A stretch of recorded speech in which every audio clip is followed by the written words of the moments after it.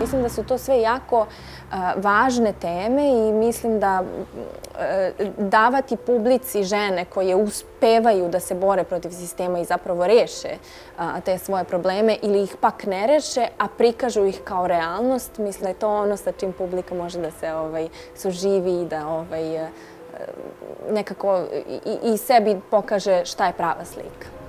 Ajmo negde na ručak, da nazdravimo. Imam nekog posla u montaži, ali ovaj ludak se ne javlja od jutros, tako da... Ajmo, što da ne? Ajmo, upadaj. Ali ti častiš? Ne. Ti si od danas slobodna, nezavisna žena, ti častiš. Ja sam od danas bivša žena.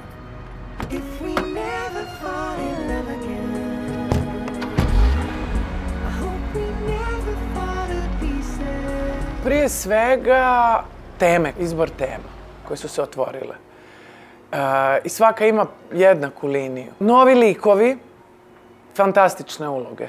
Ovo i jeste ideja da azbuka predstavlja jednu priču o životu, normalnom životu, jednostavnih, normalnih ljudi u nekom tom, da kažem, višem sloju demografskom društva. Obzirom da su karakteri i odnosi karaktera tako postavljeni i pozicionirani u priči, zaista u nekim momentima iščeše ovu dramu u pravcu trilera.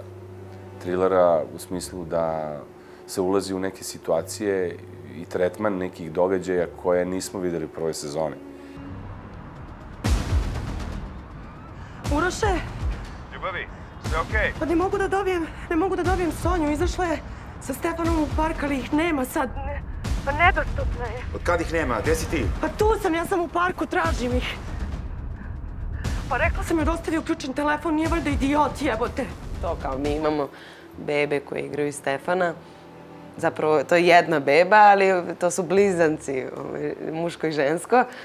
I to je mnogo smiješno meni. Kao potpuno onako produkcijski zanimljivo. Kao da, uzmeš blizance da ti igraju jednu bebu da bi ih lakše manipulisao njima kad ko plače, kad ko spava. To jeste bilo izazovno i to jeste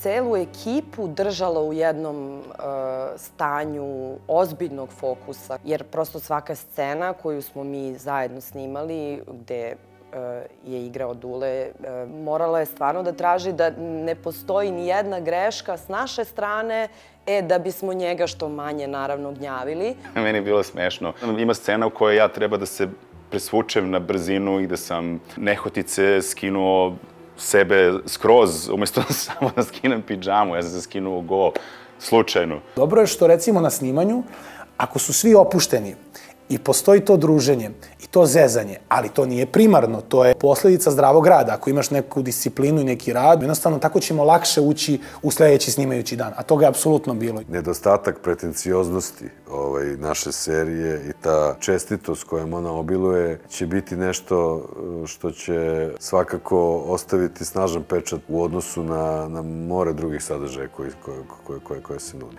U ponudi domaće produkcije ne postoji serija kao što je Azbuka naših života.